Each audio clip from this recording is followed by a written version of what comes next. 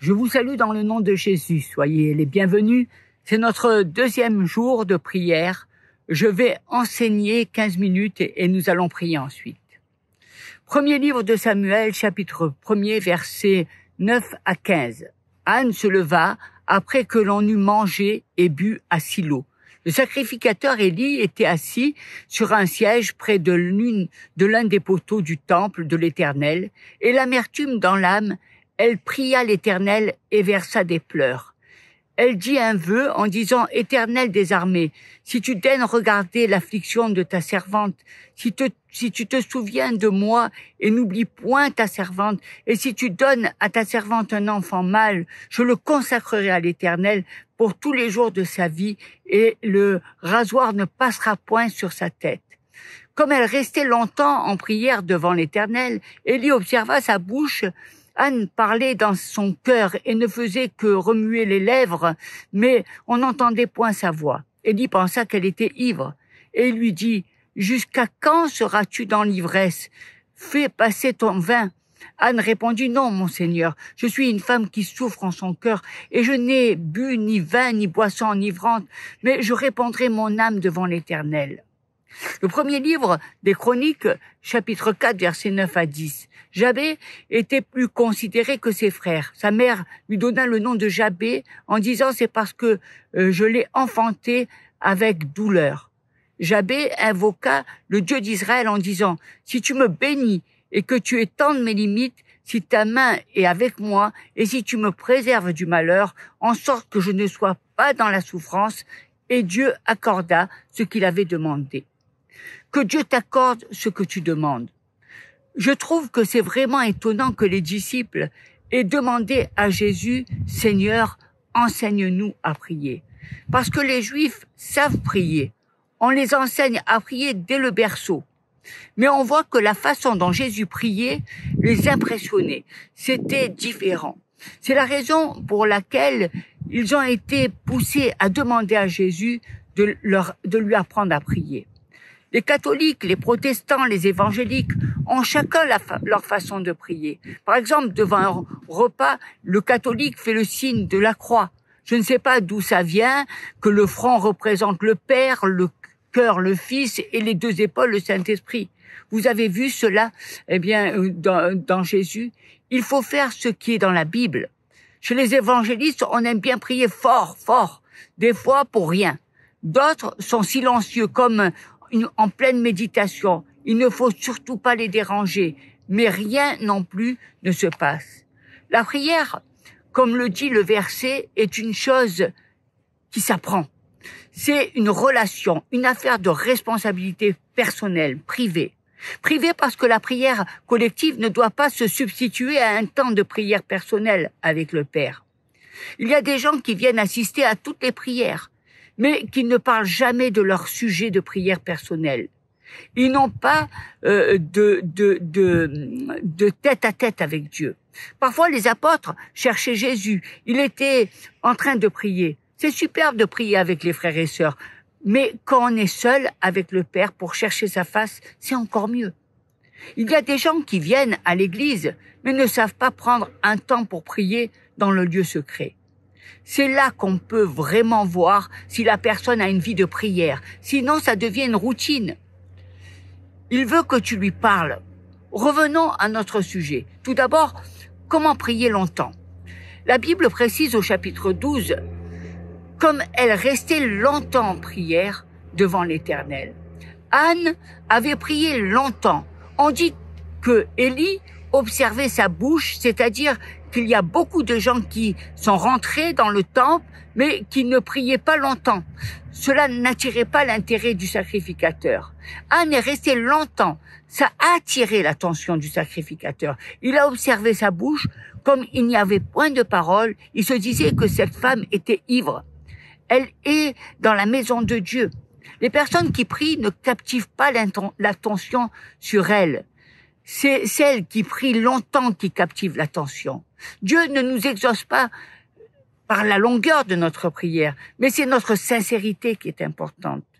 Tu peux voir une personne qui prie 2 minutes dans l'église, mais ça ne te captive pas.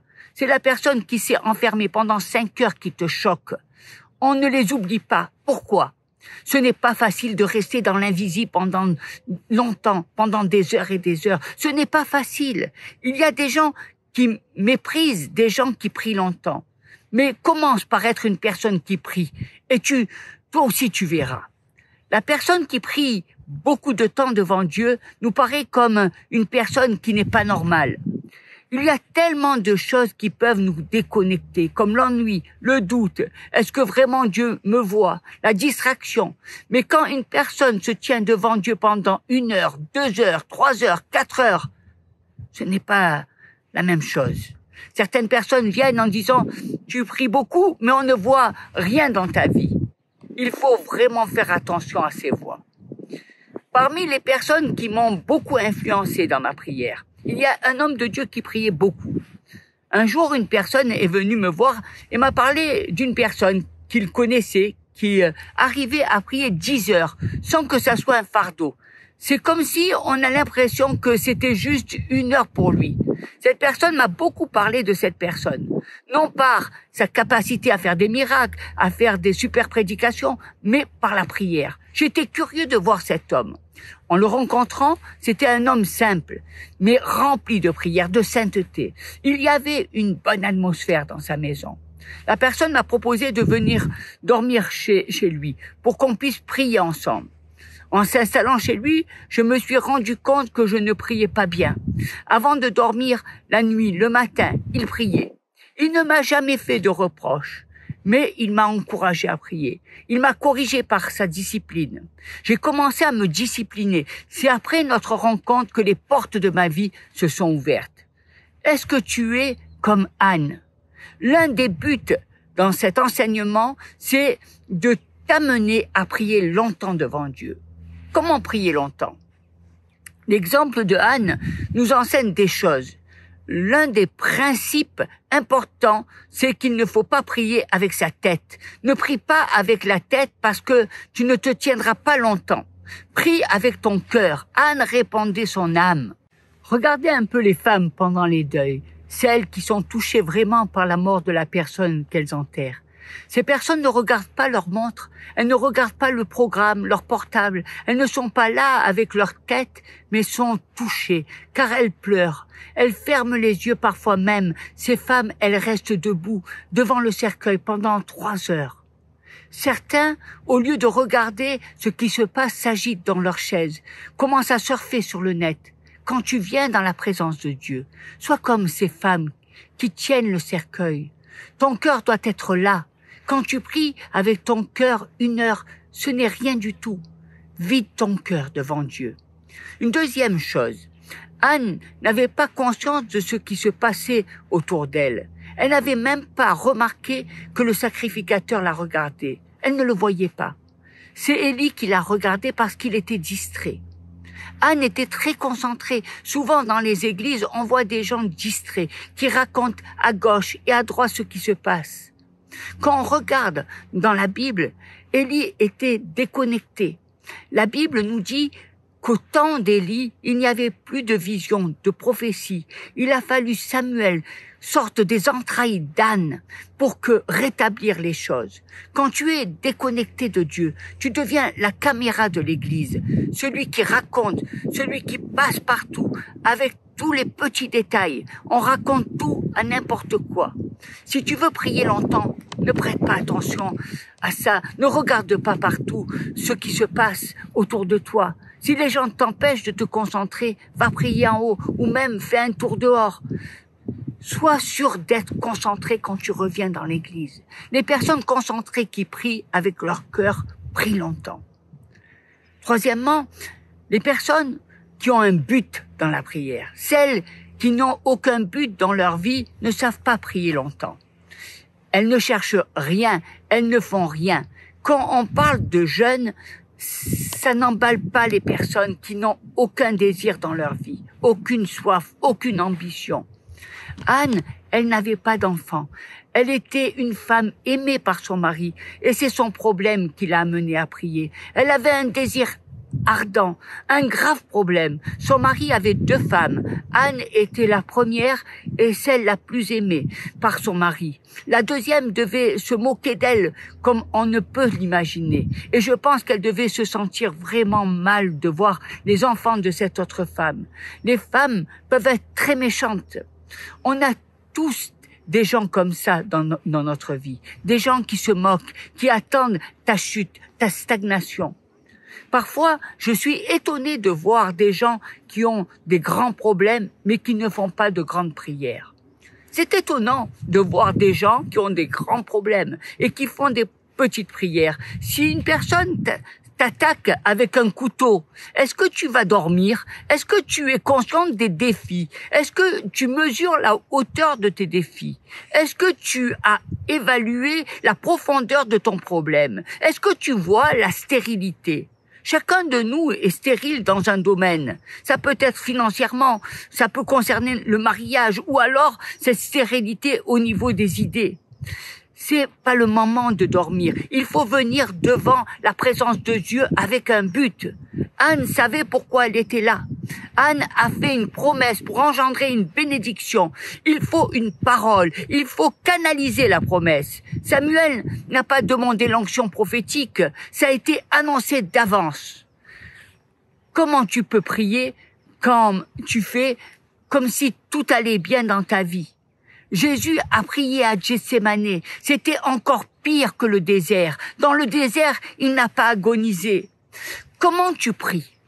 La Bible nous dit, demandez et on vous donnera. Cherchez et vous trouverez. Frappez et on vous ouvrira. Il y a des gens ici pour qui il faut quitter la dimension de demander et entrer dans la dimension de chercher et frapper. Anne a demandé, Dieu a donné Samuel. Samuel a marqué son époque. Que vous ayez un but, une soif, un désir ardent. Dieu déshabille notre intérieur et nous transforme. Trop de gens prient seulement quand il faut face à la souffrance. Quand pas de souffrance, eh bien, pas le temps de prier, car pas de problème. Il faut prier Dieu dans la joie comme dans la peine. Quand on prie, on doit être capable d'amener à Dieu l'élément de notre vie, notre souffrance, notre chagrin, notre joie, nos succès. Nos prières doivent refléter les circonstances dans lesquelles nous sommes. Philippiens chapitre 4 verset 6. Ne vous inquiétez de rien, mais en toute chose, faites connaître vos besoins à Dieu par des prières et des supplications avec des actions de grâce. Il y a des moments où on ne prie pas juste devant Dieu, mais on peut être comme Josué qui se prosternait devant la face de Dieu. Vous savez, parfois, quand on prie, on ne sait même plus quoi dire. Par moments, le Seigneur cherche des gens qui versent des larmes, et c'est tout. Certaines circonstances nous amènent à ne pas multiplier de vaines paroles, mais demandent à savoir capter le cœur de Dieu. Jésus avait besoin de force pour affronter qu'on allait lui donner des coups, cracher sur lui, et il a appelé les disciples à prier avec lui. C'était la première fois, et là, il les voit en train de dormir. La prière des autres peut devenir une énergie, une béquille pour nous dans les moments de souffrance. Il leur a reproché de ne pas tenir 1 heure, alors qu'il avait besoin de soutien, d'aide. Quand tu souffres, ne souffre pas seul. Des frères et des sœurs peuvent t'aider à porter le fardeau dans ta vie. Enseigne-nous. Beaucoup ont appris à prier en voyant, en regardant les autres, parce qu'ils ne savent pas comment faire. Ils n'ont pas reçu d'enseignement sur le sujet. Prier est une fonction qu'il faut enseigner. Je t'invite, mon ami, à lever les mains vers le Seigneur. Et je t'invite à ouvrir ton cœur, à répandre ton âme, afin que le Seigneur t'entende, afin que tu puisses capter son cœur, afin que tu puisses capter son attention, comme Anne a capté l'attention d'Élie. Et Dieu va t'exaucer. Il va exaucer, tout ce dont tu as besoin. Aujourd'hui, reçois par la foi. Au nom de Jésus.